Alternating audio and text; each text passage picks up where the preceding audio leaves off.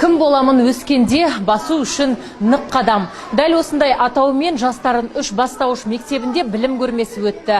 Мұнда оқушылар өз қолмен жасаған бұйымдарын ел назарына ұсынды. Сонымен қатар оқушылар болашақ мамандықтарын таңдап, ол туралы өз түсініктерін де беріп отыр. Айта кетсек, осыған дейін дәл осындай атаумен арнайы сайыста өткен болатын.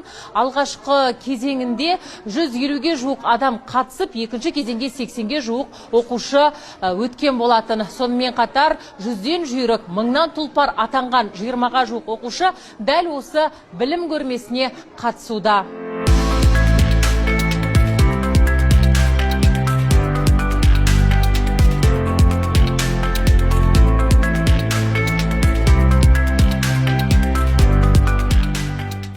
Жастарын үш және жастарын бастауыш мектептерінің арасында ынтымақтастық қауымдастығы да құрылған. Ата-аналардың құлағына алтын сырға 1 сәуірден бастап осы екі мектепте ашық есік күні де өтеді. Яғни дәл осындай білім көрмесін бір ай бойы ата-аналар тамашалап, мектептің білімді ұстаздарымен де және ондағы негізгі үйірмелердің жұмысымен де танысуға мүмкіндік бар. Жастарын үш бастауыш мектебінің директоры Асел Аманбекқызы Рахымбаева біздің мектебімізде жастарын және жастардың үш бастауыш мектептерінің арасында ынтымақтастық, қоғамдастық құрылған болатын. Сол қоғамдастықтың жоспарына сәйкес бүгін білім көрмесі өтіп жатыр мектебімізде. Білім көрмесі балалар өзінің бойындағы өнерін, болашаққа деген нық қадам жасау үшін мамандық таңдау барысында кім боламын өскенде болу үшін нық қадам тақырыбында бізде балалардың мамандыққа деген алға қойған смарт мақсат деп жатамыз ғой. Сол балалардың мамандыққа деген қызығушылығын ояту біздің мақсатымыз. Біздің мектебімізде тегін футбол үйірмесі жұмыс жасайды. Білесіздер, қазір балалардың барлығы өте зиянды заттармен тамақтанады. Футбол үйірмесіне қатысқан балалар бізде зиянды кола, чипсы деген мүлдем зиянды заттарды қолданбайды. Оны қолданған балалар үйірмеге қатыстырылмайды, білесіз. Тегін би үйірмесі жүреді біздің мектебімізде. Работа техника, ақылы үйірмелер жүреді. Сурет өнерінің қабілетін ашу үшін біз сурет өнерінде аштық. Мына көрмені қарап отырсаңыздар, балалар қандай қабілеті бар, сол өзінің қырына қарай мамандыққа, мынау қазір жастар мамандық таңдауда қателеспесе екен дейміз біз, болашақ ұрпақтарымыз. Болашақта кәсіпкер боламын деген Асылжанның сөзінше ол ауыл шаруашылығын дамытуды көздейді. Дәл осы сайыста жеңіске жеткен оқушының бірі арнайы макетті де құрып қойған. Мал шаруашылығымен айналысуды көздеген оқушы болашақта елімізді сүт өнімдерімен, етпен қамтамасыз етуді көздеп отыр. Мен мамандығым мақтанышын алдым. Өйткені менің оның ішінде мен мал шаруашылығымен байланысты болғым келген еді. Мен Қазақстанға ет, сүт өнімдерін ашып, басқа елдерге танытқым келеді. Қазақстанды басқа елге шығарып, әлемге танытқым келеді. Сондықтан мен осындай ферманы өзім жобам қылып аштым. Мына жерде менің сауынды сиырларым тұрады. Бұлардың бәрін бөлек қойғаны өйткені бір-бірінің шөптерін бір-бірін жүрмес үшін. Ал мына жерде менің сиырларым тұрады. Бұл жерде сиырлардың сүтін алу үшін осындай технология шығардым. Бір мезетте 4-5 сиырдың сүтін аладым. Ал мынау менің жобам. Бұл жерде біз бұқаларды бағамыз, содан кейін жуынтып жібереміз. Мынау менің сыртқы фермам. Мына қойманың ішінде менің қысқы тағамдары мен жемдері тұрады. Ал мына жерде менің ветеринариям бар.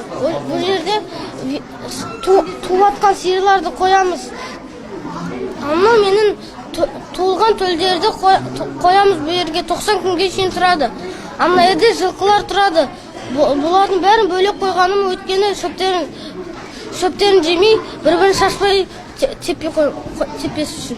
Жастарын үш бастауыш мектебінің ұстаздары да білікті. Олардың қатарында ғылыми жоба сайысына қатысып, республикалық додада топ жарғандар да бар. Мәселен, бастауыш сыныптың мұғалімі АЭС жобасын іске асырған көрінеді. Дәл осындай жоба арқылы түрлі сайыстардан жүлделі орынға ие болған.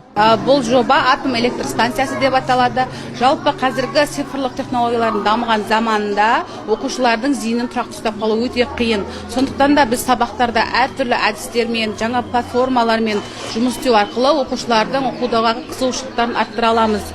Жалпы біздің мектепте бұндай жобалар 3D объектілер арқылы оқушылар түрлі сайыстарда, жарыстарда өздерін жоғары нәтижеде көрсетіп жатыр. Біз үшін бұл үлкен мақтаныш. Және осы жоба бойынша мен республикадан орын алып келгенмін. Бұдан өзге информатика пәнінің мұғалімі мультипликациялық жобаларды іске асырып қана қоймай, оқушыларды да үйретіп жатыр. Мен үш нәрседен қорқамын деген екен. Өзінің сәбиіне бесік жырын айта алмаған анадан, өзінің немерелеріне ертегі айта алмаған ата мен әжеден, екі қазақтың бір-бірімен орысша сөйлесіп тұрғандарынан қорқамын деген екен. Менің жасаған жобам ұлттық құндылыққа негізделген қазақ тіліндегі мультфильм арқылы жас ұрпақты тәрбиелеу. Қазіргі таңда өздеріңізге белгілі біздің ұлттық құндылығымызға негізделген ана тіліміздегі мультфильмдер саны кемшіл. Осы олқылықтың орнын толтыру үшін мен кішкентай болсын септігім тигізу үшін келесі мультфильм жасап шығардым. Бұл мультфильм Бауыржан Момышұлының үш қорқыныш атты әңгімесіне негіздеп жасадым. Қазіргі таңда дәл осы жобаны оқушыларға үйрету үстіндеміз. Яғни оқушылар өзінің фантазиясымен, өзінің идеясымен қалай мультфильм жасау керек, соны үйреніп жатыр. Алдағы таңда бұдан да жақсы жобаларды қолға алып, жақсы нәтижелер көрсетеміз. Айта кетсек, мұнда футбол, кондитер, сурет салу, робототехника секілді түрлі үйірмеге де оқушылар қатысады. Білім нәрмен сусындап қана қоймай, шығармашылықпен де айналысуға мүмкіндік те қарастырылған. Дәл осы білім көрмесінде кондитерлік өнімді жасап берген оқушылар да болды. Менің таңдап отырған мамандығым кондитерлік. Мен бүгін сіздерге десерт қалай тәтті десерт дайындаудың құрамын айтып беремін. Бұл десерттің құрамына твор және де құлпынай, 6 дана құлпынай және де 2 дана банан керек. Оның барлығын турап блендерге саламыз. Және де оны блендерлап алғаннан кейін араластырып, солайынан ыдысымызға құйып, өз беттеріңше әсемдесеңіздер болады. Солайша біздің десертіміз дайын болады. Сондай-ақ сурет салумен айналысатын, робототехникамен айналысатын оқушылар да өз өнерлерін дәл осы көрме аясында көрсеткен болатын. Я госпожа и непростая, меня зовут Мехримах Султан, я дочь Шурем Султан. Если захочу, я вас не только из дворца, я вас из столицы выгоню. Кто мне помешает?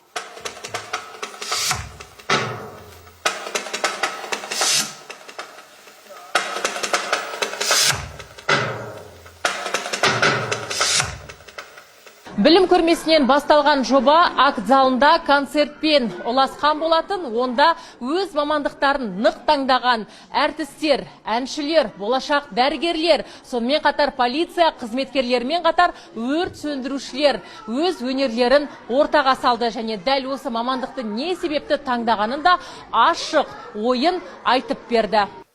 Бұл жаяу жүргіншілердің бағдаршамы, жасыл түсі жанғанда жүреміз. Сіз жүруге болмайтын белгіден өтіп кеттіңіз. Өзіңізді таныстырыңыз. Мен полиция қызметкері Ақылбекова Жұлдыз. Барлығы сіздер үшін арналған. Саламатсыздар ма? Мен Аманбай Роза. Өскенде ұстаз болуымды қалаймын. Мектепті іздеп бітіріп, Назарбаев университетіне түсіп, жақсы ұстаз болып, білікті ұстаз болуымды қалаймын.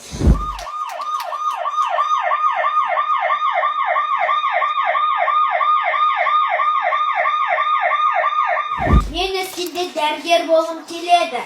Оның ішіндегі хирург мамандығын таңдаймын. Басты мақсатым науқас адамдар дер кезінде көмектесу, дұрыс емдеу және өмірін ұзарту. Ішінде 12 оқытан болады. Ең тыныштығы мен ұлт қауіпсіздікке кепілі ретінде елім мен жерімді мақтан отырып, отан алдындағы борышымды адал қызмет етуге ант етемін.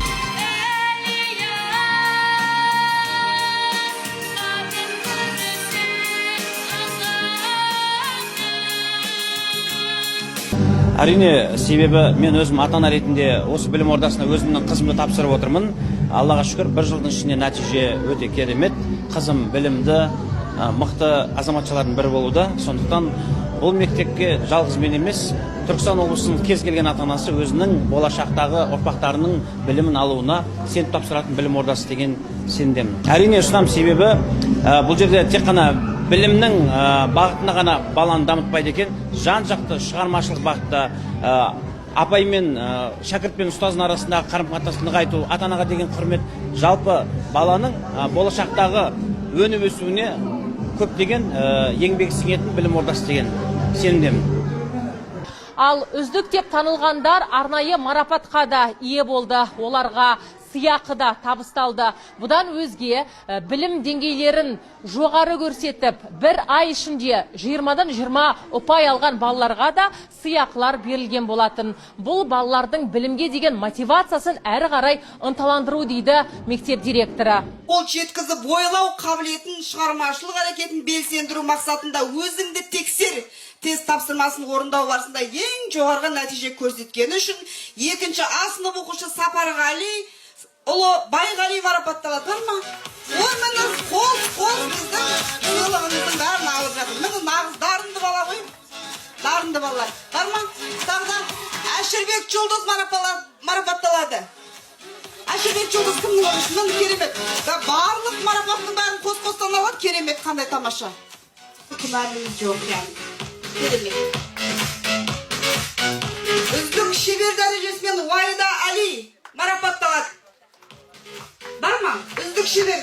Кел ағай. Мына өткенде бізде Жігіт Сұлтаны болғанда әкесімен бірге келіп бізге шеберлердің отбасынан шыққан баламыз.